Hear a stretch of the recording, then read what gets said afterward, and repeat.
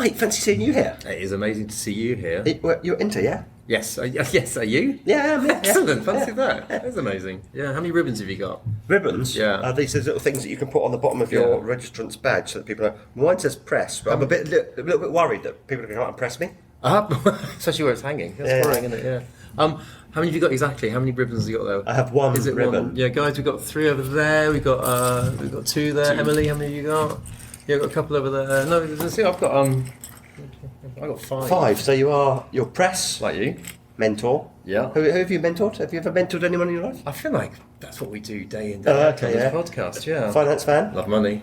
Breaking the bias. Professor. True. Professor. There's a lot of ribbons. There's a lot of ribbons going on here. There's just in the tray outside. You just take them. Stick them to your badge. I'm sure it defeats the purpose, doesn't it? I don't know what the purpose I thought they were earned accolades. I was impressed when I was looking at people earlier. I feel like I should have the purple heart on it and wear it for my look. Can you stop that and then you change? Santa's arriving. Hang on. You said, I thought you're Marley's ghost.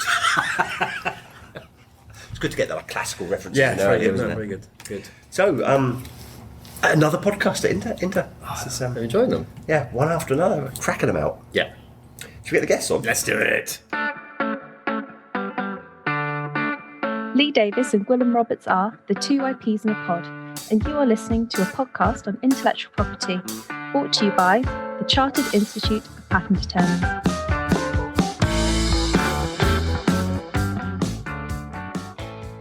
Hello, guys. Who wants to go first? Who are you? Well, very pleased to be here. Andy Bartlett, Deputy CEO and Director of Services at the IPO. Welcome back, Andy, a habitual attender on the podcast. Yeah, Oliver Morris. I oversee our trademark and design examination function, so that includes operational delivery and our practice wing. And obviously why you're at INTA. Exactly I would have thought, that makes some sense, doesn't it? Do you want to know about our ribbons? Oh, tell me, What what have you got? So I've got government delegate. Government delegate! Kind of a winner for me. I got one of those as well. I've got a speaker I got one of those as well. and a moderator. I haven't got one of those. What are you moderating? So, day 1, I moderated one of the tables in the Anta County Fit-In workshop. Ooh, sounds impressive. Did it need moderating? It did. The topic was quite dry on our particular table. What was the topic? It was customs enforcement. So some of the other tables had sort of social media platforms, Interesting, people yeah. like TikTok, TikToks and Amazon. things, So a bit more interesting for the delegates. But this one, a bit more practical. So took a bit more You had to bring work it. to get it You going. weren't breaking up big fights over customs enforcement. It was more it wasn't like it wasn't getting. No, it's all about working together. Beautiful. It was quite ironic last night as well. So we were walking out of the venue, and just across the way there's the Mercedes-Benz Arena where there'd been some country and western act there, and loads of people out on the street kind of selling counterfeit t-shirts and that sort of thing, and little did they know that basically the world's trademark attorney and enforcement profession was wandering past these guys in their blissful ignorance. They're not just wandering past, but all of the attorneys are resplendent in their gownage, aren't they? These kind of like the lanyards that we're wearing, and people don't take them off. They're wandering around the city with a sign around them saying, "I'm a wealthy lawyer." Take me down a little alley and... Mine says I'm a finance fan. That's pretty bad. In a city where you might not want to be visibly showing yourself to be... although we shouldn't be rubbishing it landing while we're here, should we? That would be not a great thing It's to a do. really nice place. It's just like a lot of American cities. It's got its a few issues. Love it. Yeah, we did the aquarium yesterday. That was... I didn't know that. yeah. How's Fish. Oh, that kind of aquarium. Excellent. Yeah, should we move on? Yes. You guys up to anything else while you're here? You networking, kind of pressing the flesh, that sort of stuff? Yeah, a real mix, really. 9,650 trademark attorneys in one place. It's a disaster waiting to happen if this place falls down, isn't it? But there's just so much that we can achieve in sort of one visit. So lots of different things going on, sort of speaking sessions, sort of meeting other national offices, meeting various committees that enter. Do you have a booth thing going on in the exhibition hall? No, we don't. No. We don't need it, we just go to everybody else. We get invited there. I mean, that is one of the big kind of attractions of coming to INTA, is that it's that real international forum where you get a chance to meet and share experiences with, as I say, loads of different offices, but also the profession from across the world, working out what people are doing, what we can learn from, what we can try to demonstrate to them about what we're doing as well. What's been your big takeout so far? So it's probably you forget the value of all the kind of networking. Yeah. So huge value in that, and some good conversations with kind of senior people from other offices, sharing experiences on stuff that they're doing, which is very similar to us. I think that reflection that everybody's pulling in the same kind of direction, sometimes for different reasons, but all looking to see how we can make the IP system work better for businesses, particularly internationally. And then I guess just reinforce some stuff that we've been doing in the UK, which is around what our strategy is, making sure that we're focused on doing absolutely those things that we can get the biggest benefit from. You should probably tell us a bit about your strategy. Yeah, so thanks, Lee. Yeah, so we've just kind of relaunched a refreshed strategy for IPO. So the existing one was supposed to kind of have gone on for another 2 years or so, but so much had changed. And the world had moved on that in much. The 5 years. Yeah, there was quite a lot of things. Leaving the EU, global pandemics. We thought it was probably worth trying. You didn't see any of that coming. Strangely enough, no. Some of those things. So we thought it was time to do a bit of a refresh there. But it is a refresh, so it's not a complete kind of change of direction for us. We're not going to start kind of doing mergers and acquisitions and that sort of stuff. Where our core business. Focusing on services is one of our key pillars there, and making sure that we're in a position to carry on being able to deliver fantastic services to customers. Obviously, the policy space, so trying to make sure that we create that environment which really encourages creativity and innovation. And then in the more sort of people space, I suppose, what we do to make sure that we're a high-performing organisation so that we can carry out those core duties of the service delivery and policy. And tell us a little bit about how's digital transformation going. That's a big part of your platform for delivering services, isn't it? It is, and it's a key element in the strategy there around what we're doing to make sure that we can continue to deliver that fantastic customer service going forward. So it would be unfair if I didn't kind of paint an honest picture here where we're a bit delayed, so things have taken us a bit longer. They always do though, don't they, these projects? They do, and we're very near to kind of delivering the first phase of that, which is the patents service delivered onto Common Tech. So we're hoping that we'll have that into kind of private beta ready for in about September. But the key thing for us has been around making sure that we deliver the right thing rather than getting something out there which wasn't what didn't meet customer needs and the needs of our kind of people as well, staff. And then we'll go straight on to the work to deploy trademarks and designs onto that over the next 18 months after that. You're looking forward to using it, Gwilym? Are you itching to get your fingers onto the new platform? I think. Or do you have people that do that for you? I've got some people who are probably better at it than I am, put it that way. No, it's really important. I think a lot of firms, a lot of the profession has resisted internal digital transformation, and then we just mentioned the pandemic. I mean, that made everyone realise you've just got to move on and get remote, as we all get remote in daily working life. Everything you can do to make the tools more accessible is essential. So yes, long answer. Short answer, yes. I mean, there's some stuff for us there as well around just how it can help us be more efficient in delivering those services as well. So, making sure that we've got our data and the kind of information in a format that we can use some of those kind of new technologies to help us deliver. And it's really obvious here at INTA in the kind of exhibitors hall, the amount of people that are talking about using AI. AI is all over the place, isn't it? Yeah. And obviously, with INTA having a big trademark slant, then moving into that next phase for trademarks and covering design, that's where I come in. That's it. My team's just sort of really just itching to Has get the going on work it. started behind the scenes? I mean, what we're doing, Andy's mentioned a few unfortunate delays along the way. So what we're actually doing is a bit of prep work now, so we're not sort of completely losing that time. Yeah. So doing some of our homework, looking at some of the data issues, making sure there's a real way of sort of getting the data right as we sort of migrate it into the new systems, and just making sure we're as ready as we can be when we start that phase. And I'm guessing you've got more data, haven't you? Just because of the volume of filings. Volumes are incredible. Even just looking at when we left the EU and sort of clone the existing yeah. EU trademarks. There was over 1 million sort of trademarks, about 500,000 designs. Add to that the existing size of the register plus the one since then. It's a mammoth task. And is there clutter in there? Is there stuff you need to tidy up? Well, there's always going to be a few data issues because obviously the data has grown over the years, and I think it's just a case of just making sure that what comes across actually needs to come across. That things have changed so much. Going back to the old Trademarks Act, for example, there's lots of different things on sort of conditions and clauses that were relevant at the time. Do they need to come across? How many are left? So, lots of interesting things to look at when it comes to. And there's some stuff there around when's the right time to do it, because I liken some of this stuff to like when you move house. So you've got a load of stuff in the attic that you probably don't need anymore, but you've never got time to clear it out. So what do? You take it across to the new house and stick it in the new attic, and there it sits for the next however many years. So really trying to encourage that we only take across the stuff that we absolutely need to in terms of that data. Just picking up on something Oliver said there, is there this might be a little bit of an ignorant question, but I'm allowed to ask those.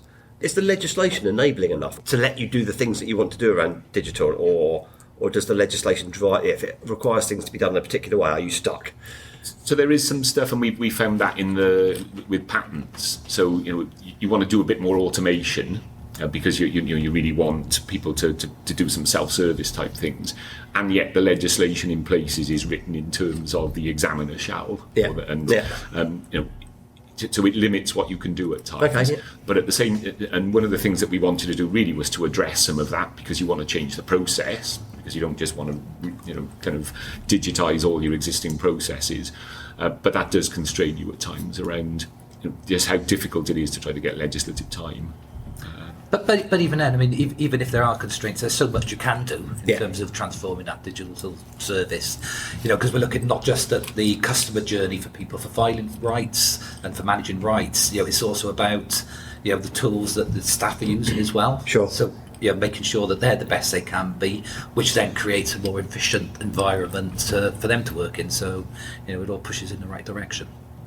I was going to ask if I can about the other two threads you mentioned, on services first of all. How's it going to kind of from the outside, most patent attorneys and trademark attorneys think, right, you guys examine, that's what the IPO does. How's that? How are the backlogs? How's hiring? What's the situation there? So we're demand really high, so really buoyant. And that's right across the piece. Probably more acute in trademarks and designs, the levels of filings. So trademarks last year was the second highest year we'd ever had. The Brexit pandemic year was the highest one, so trademarks was the second highest last year, and designs the highest level that we've ever had. So demand coming in through the door is huge. We need to recruit and get enough people to resource being able to carry on doing that, because it's not rocket science that as soon as you don't have enough capacity you go backwards, and you keep going backwards until you get to a point where you can recruit enough people to get on top of that. So we're doing quite a lot of we've done quite a lot of trademark examiner and design examiner recruitment recently, and we've got stuff in train for patent examiners to come on board kind of October time. Yeah, and I guess like anything in life, as it goes backwards, it's easy to fall into that trap if you're not careful. So we put a lot of attention in making sure that doesn't happen, because it's so much harder to bring it back. It's not trivial training any of them up either. I mean, no, and they're very different timescales. So patents, you've 5 years, 4 years, or whatever to get your patent granted, to get that process complete. But as you say, so it gives you a bit of a float, if you like, in terms of work where you input can fluctuate a bit, and you don't run into kind of obvious problems. The trademark and design space, where we try to get your examination done in 10 days, that's a very different challenge around how you stay on top of that. It doesn't take you quite so long to get a trademark or design examiner up to speed as it does for a patent examiner, but you've got much less kind of flexibility in terms of timescales, while still focusing on the quality of stuff as well. I was going to say, I mean, it's still not insignificant. Trademark examiners, there's a pretty intensive sort of first phase of probably about sort of 2 or 3 months where all they're doing is learning, maybe working on a few live cases, but with somebody working on them with them, and then gradually just given a bit more freedom to sort of make decisions off their own bat. But you're still looking at least sort of 6 to 9 months before they've got that real confidence to be able to sort of make those decisions. Where do you recruit from? Who's your target? So it's an interesting one on recruitment. So we're recruiting from the local market generally where we are. Certainly on trademarks and designs, we just want people that we think can do the job. So unlike patents where you've got to have that sort of technological skill or scientific background in order to really examine the patents properly, trademarks and designs, we're just looking for people that've got analytical ability. They can prove it from whatever evidence they can present.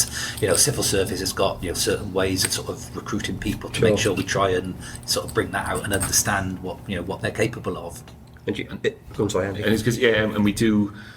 So for patents, the reason why the timing of why we're recruiting in October is usually to kind of coincide with people graduating. So that's one pool that we're drawing from there.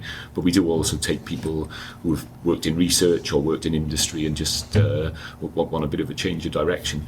And it's one of the interesting things that's been a bit of a topic that we've picked up out here is just, I guess, certainly in that patent examiner area, is people tend to do it for a very long time, and then minds beginning to turn to with different generations coming through that they don't necessarily want to work in the same role for huge long periods of time, and that'll be a challenge for us. Job for life's gone, isn't it? I mean, I don't like quite using the job for life term, but it's that bit around that long-term commitment, whereas Gen Z tendency is we think that people are going to want to move around a bit more, which will really then change the way that we recruit and train. Because that career path could look very different in the future. I was going to just keep going down your list of things you'd say. You talk about services, you talked about digital transformation. I'm always interested in the policy part of the IPO, which I think is the bit that perhaps, again, the outsider doesn't expect quite so much. Again, people think you guys, we register trademarks, we grant patents, etc. Is the policy, is that part of the strategic planning, your policy, or is that separate? So it's a kind of the second pillar of the strategy is what we do in that in that policy space. So firstly, it's around getting the UK framework right. So we and very much one thing I should add is this is all about fitting in with the mission of the office, which is around kind of driving economic growth by creating the right conditions for creativity and innovation. So in the policy space, it's around making sure that UK environment is as optimum as we can make it. It's also then about trying to influence international developments, because obviously businesses want to go global. So anything that we can do to kind of take best practice and to get modernisation there, which is one of the reasons why we would come to an event like this. And then that bit around, we were talking about enforcement earlier, just making sure that people can then actually enforce the rights that we've that we might have granted that they've obtained. So it's those kind of three big chunks in that policy space.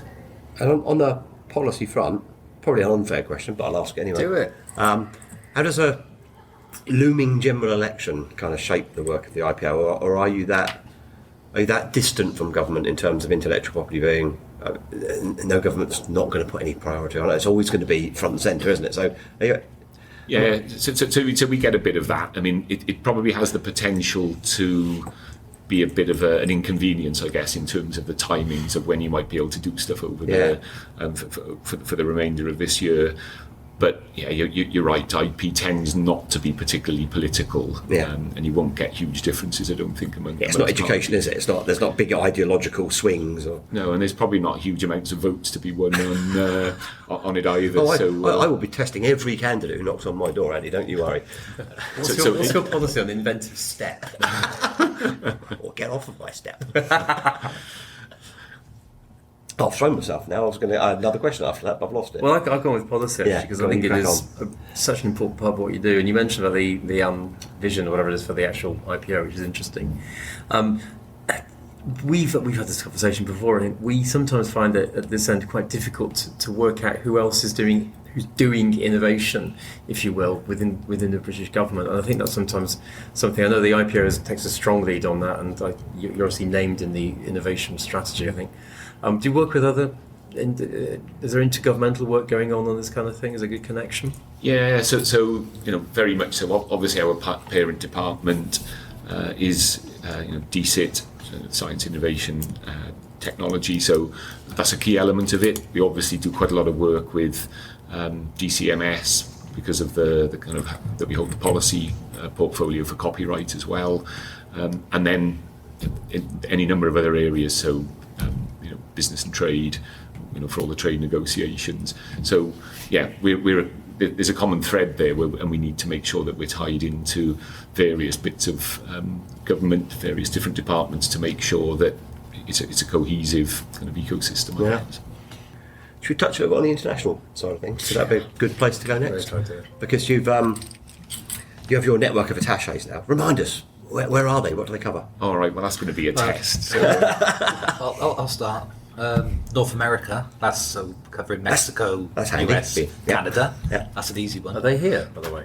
Kaylee is here. Yeah, she is here. I met Kaylee. We're back, Kaylee. Yeah. Should we play ping pong? So I'll go South America, so based in Brazil. So. Oh, you're just hopping around continents. This isn't fair. Well, that tends to be the way it goes. China with Samuel. Yep, which was our first one. And kind of set the model. So I'll go India. It's that risk. Obviously, we've got the ones that work with the European institutions. Yeah. So they're probably out of Brussels. Yeah. Is there an EU one? There is an EU attaché now, is that right? Okay. Yeah, good. There is. United Arab Emirates, we're just kind of in the Gulf there, just kind of moving there. Did you say ASEAN? I didn't. No, that's it. Based in Singapore, yeah. And I'm also naming them, so that's Christabel and Desmond. Good work. Australia, New Zealand? Too far away? No, and we don't. I guess we need to concentrate our resources. Yeah, we can only do so much, and you put them in those places where you think that they can make the biggest impact. So, yeah, we have good links with Australia and Canada and New Zealand already. So I don't think we've got a.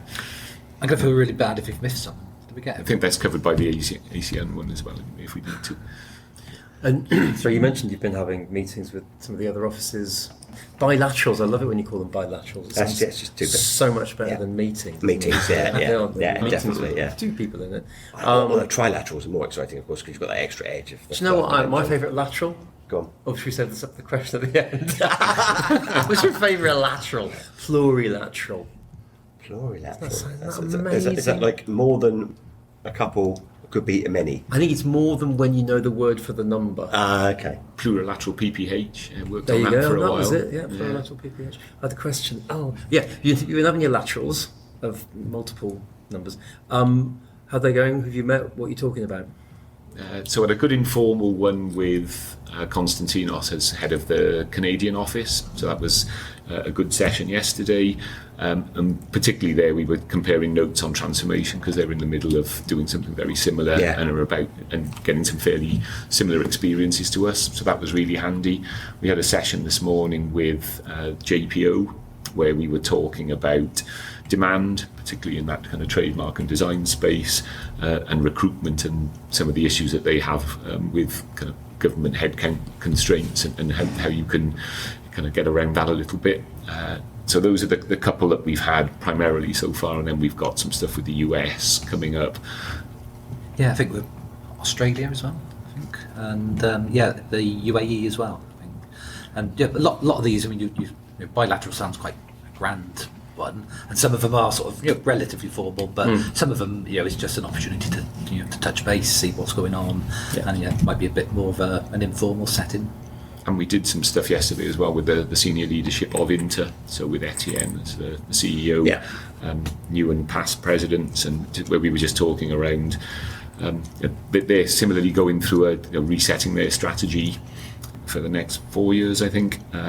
So it was useful to kind of get their take on things, and they were interested in what we were doing. So it's just a really good opportunity to try to exchange views. And Those the relationships you build just mean that every now and then when something a bit weird happens, you can pick the phone up, and it's amazing that connection can make a big difference, I think. Yeah, and it is one of those real benefits we talked about it at the start around that networking that you get to do. You just can't build those kind of relationships if you're doing it over the phone. And getting that sort of insight is really, really important. If you tie it back to the attaché network, I mean, much of their work is, helping UK business in overseas territories. But from my perspective, sort of leading our operational area, if I'm thinking, well, why is demand gone slightly squiffy in India, for example? Sure. Yeah. We can sort of reach out to them and say, we've spotted this. Is there any reason why that might have happened? Yeah. So that then helps us. Their boots on the ground is really helping us understand that dynamic and what might happen to our sort of upcoming forecasts. Actually, I was going to say, going back a bit, we were talking about the surge in designs and trademarks. I don't think anyone was predicting that post Brexit. Maybe a lump at the beginning as the re-registrations, but after that, certainly on trademarks, we were always predicting quite a bit of growth. Where we were sort of caught by surprise because we obviously knew Brexit was happening, but we didn't know the pandemic was, and the pandemic. You need to work on your planning. I know. We'll have a word. Well, they say this bit, past performance is no guarantee of future performance. So, and it's a real interesting one where particularly trademark demand is usually in kind of previous economic downturns, usually. The trademark demand goes down pretty quickly, if not as a bit of a leading indicator that you're getting into kind of recession sort of situation, whereas it didn't happen this time. So, clear economic downturn, but demand for trademarks actually rocketed. But it was an interesting element of the conversation with the JPO this morning, where they're seeing their demand fall, and including in kind of international, so the use of Madrid, so where we're seeing demand overall rise, but use of Madrid falling. So, and we're trying to get a bit of an understanding as to why that is, and I haven't got an answer yet. Yeah, that's the same for designs as well. So applications through the Hague system. Well, we're good on those now. We are, and there is our WIPO colleague and expert David Moles is around, isn't he, at INTA? So talk to us all about that. Conversation there to be had about Madrid, and Lisbon, and Hague. City breaks. Why don't you name all your conventions after city breaks? I don't get it. Do you just name conventions after the place where they happen to be talking about them? City breaks. I thought that's why they do it, because they go to I get it now. Yeah. But real interesting fact on demand is going back to that Madrid question. Even though we've seen it falling, I haven't seen the stats for this year yet, because WIPO normally announce it actually during this conference. But at least for the last 2 years, the UK has been the number one designated country under the Madrid system, which again, it's another sort of post-Brexit sort of impact, because people using Madrid system, if they want the EU, you've got to tick the UK box. UK separately now, But if you want the UK separately as well, but not the EU, they're going to, so we're definitely seeing a big rise there. What else is there left to talk about, guys? Is there anything exciting coming over the horizon that we should know about? Come on, spill the beans. Well, for me, it's just transformation, just really getting ready for that and sort of moving forward with it. That's definitely what my teams are sort of gearing up for. Yeah, so I'm not feeling any pressure there. So that's I think that's one real big one for us. And just seeing how demand goes as well. I think so. What that longer term pattern on demand is. So that doesn't sound very exciting, does it? But no, I'm hoping for some big giveaway, weren't you? I want to keep poking everybody about policy. I want to keep poking everybody. So there was a rumour kicking around yesterday that the next. So in 2 years' time, the INTA was going to come to Newport, wasn't there? So we can kick that rumour off if you want to. I'm not sure there's a lot of substance underneath it. A Newport protocol. That's the International Convention Centre. Is there a big enough venue? Yeah. It's a big golf thing, isn't it? Yeah. Did the president go there or something? Was it? Yeah, there was a G8 conference there. Yeah. Oh well, INTA's bigger than G8. I don't know. I mean, okay, fine. So let's start that rumour off anyway. Done deal. Yeah. I suppose if I look at something sort of policy related in terms of what's coming, we have got the designs consultation. So we did the designs call for views back I think in 2022.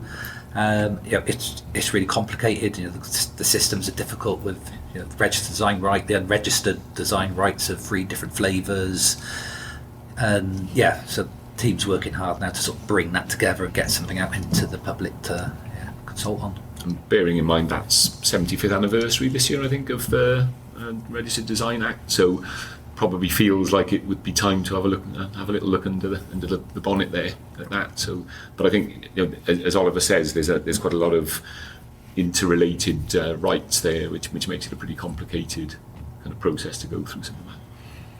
And you boys are in court at the moment, I think, on the AI. Not case. personally, but I deny everything. Let me speak to my lawyer.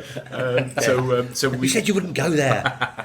So the emotional perception case was up in the Court of Appeal last week. I'm losing my bearings as to which week we're in, but we had a couple of days in the Court of Appeal, so obviously waiting for judgment to come out on that, and we can add it to the list to wait for Skykick as well, I suppose, in the trademark space. The Supreme Court, is that right? Yeah, which is still waiting for that one to come out, which has been a little while, hasn't it?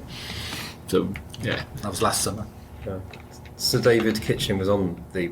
He was, He was on the judge, isn't he? 'Cause I didn't realise that he's still functioning as a kind of part-time Supreme Court judge, which is brilliant, because we need that expertise up there.